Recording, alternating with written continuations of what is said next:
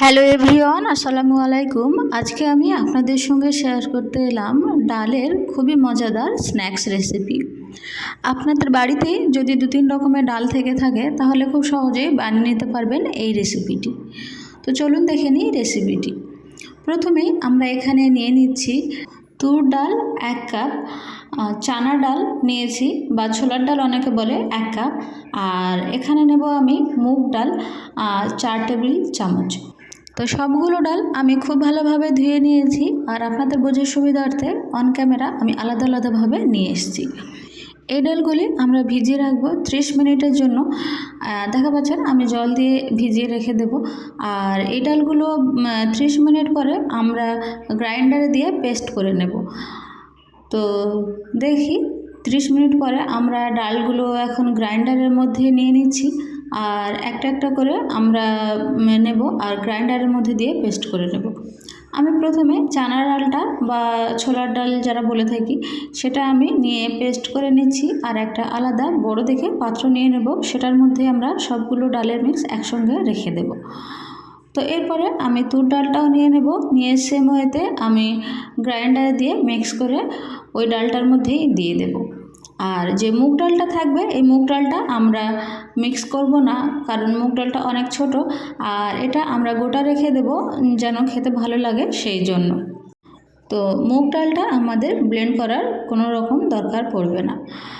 তো এখন আমি এই ডালটাও নিয়ে নিলাম, নিয়ে চানা ডালের মধ্যে দিয়ে দিচ্ছি, দেখা পাচ্ছেন। আর আপনাদের যদি ব্লেন্ড করতে অসুবিধা হয় তাহলে একটু অল্প করে জল দিয়ে দেবেন। আর এখন আমি মুগ ডালটা ওইটার মধ্যেই দিয়ে দিচ্ছি। এরপরে আমরা দিয়ে দেব পেঁয়াজ 1/2 কাপ, আমি ছোট ছোট কিউব আকারে কেটে রেখেছিলাম সেটা দিয়ে দিলাম। কাঁচা লঙ্কা দিচ্ছি 3-4টে আমি কেটে রেখেছিলাম, আর ধনিয়া পাতা দিচ্ছি 2 টেবিল চামচ। এরপরে আমি এগুলো একটু ভালোভাবে মিশিয়ে নিচ্ছি। আর আমার এই পাত্রটা যেহেতু একটু ডালগুলোর তুলনায় ছোট হয়ে গিয়েছে, তাই আমি কিছুটা ডাল একটু অন্য পাত্রে তুলে রাখছি অফ ক্যামেরা। তো দেখা পাচ্ছেন এরপরে এটা আমি খুব ভালোভাবে এভাবে মিশিয়ে নিচ্ছি। আর এখন আমি এটার মধ্যে মশলা ব্যবহার করব। তো আমি প্রথমে লবণ নিয়ে নিচ্ছি 1 চা চামচ, আপনারা নিজেদের স্বাদ অনুযায়ী লবণ ব্যবহার করবেন। চিলি ফ্লেক্স দিচ্ছি 1 চা চামচ, হলুদের গুঁড়ো দেব 1/2 চা চামচ, জিরা গুঁড়ো 1 চা চামচ, ধনিয়া গুঁড়ো দেব 1 চা চামচ, চাট মশলা দেব 1 চা চামচ। আর এরপরে আমরা দেব ময়দা 2 টেবিল চামচ। সবগুলো এভাবে এই পরিমাণেই নেবেন। আর এরপরে দেব আমি কর্নফ্লাওয়ার 2 চা চামচ।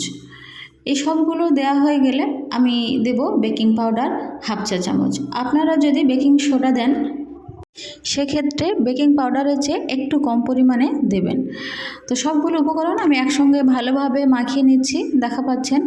এই সবগুলো উপকরণ আমি যেই অনুযায়ী দিয়েছি আপনারাও সেই পরিমাণ মতোই মেপে দেবেন। আর আপনারা যদি লঙ্কা খেতে ভালোবাসেন তাহলে সেক্ষেত্রে লঙ্কার পরিমাণটা একটু বাড়িয়ে দেবেন।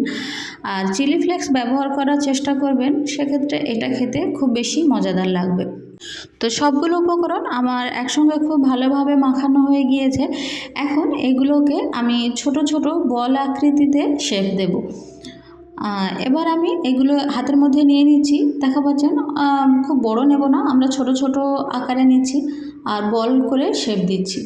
তো এরপরে আমি একটা ফ্রাইং প্যান নিয়ে নিয়েছি, আর সেটার মধ্যে ভাজার জন্য তেল নিয়ে নিয়েছি। আর তেলের মধ্যে আমরা এই যে ছোট ছোট বল করেছিলাম সেগুলো এক এক করে দিয়ে দিচ্ছি। তো প্রথমে আমি এটা ওই 5 মিনিটের মতোই ভাজবো, আর এটা আমরা মিডিয়াম ফ্লেমেই ভাজবো যেন ভিতর থেকে খুব ভালোভাবে মচমচে হয়ে আসে। আর যদি আমরা হাই ফ্লেমে ভাজি তাহলে উপর থেকে লাল হয়ে যাবে, কিন্তু ভিতর থেকে মচমচে হবে না বা খুব ভালো খেতে লাগবে না। সেহেতু আমরা মিডিয়াম ফ্লেমেই ভাজবো আস্তে করে, আর যেন ভিতর থেকে মচমচে হয়ে আসে সেদিকে খেয়াল রাখবো। তো 5 মিনিট ভাজার পরে আমরা এটাকে উল্টিয়ে দিচ্ছি, দিয়ে দ্বিতীয় পিঠটাও আমরা আরও 5 মিনিট ভাজবো। তাহলে আমাদের এগুলো খুব ভালোভাবেই তৈরি হয়ে যাবে, আর এটা খেতে খুবই মচমচে হবে। তো এই পর্যন্ত দেখা পাচ্ছেন এটা খুব সুন্দর একটা কালার এসছে, লালচে ভাব এসছে। এটা খুব বেশি লালচে হয়নি বা খুব সাদাও হয়নি, খুব সুন্দর একটা সোনালি রং ধরেছে। তো 5 মিনিট হয়ে গেলে আমি এইভাবে সবগুলো ভালোভাবে নেড়েচেড়ে একবার ভেজে নেব। দেখা পাচ্ছেন এটা আপনারা যখন তৈরি করে খাবেন দেখবেন এটা খেতে খুবই মচমচে হবে আর খুবই ভালো লাগবে। তো এগুলো এখন ভাজা কমপ্লিট হয়ে গিয়েছে, আমি একে একে এগুলো তেল থেকে তুলে নিচ্ছি। তো এই ছিল আমার আজকের রেসিপি, ডালের স্ন্যাক্স রেসিপি। কেমন ছিল আজকের রেসিপিটি অবশ্যই জানাবেন। আর উপর থেকে আমি কিছু কারি পাতা ভেজে দিয়ে দিচ্ছি, এটা পুরোপুরি অপশনাল। তো এই ছিল আমার আজকের রেসিপি। কেমন লাগলো রেসিপিটি?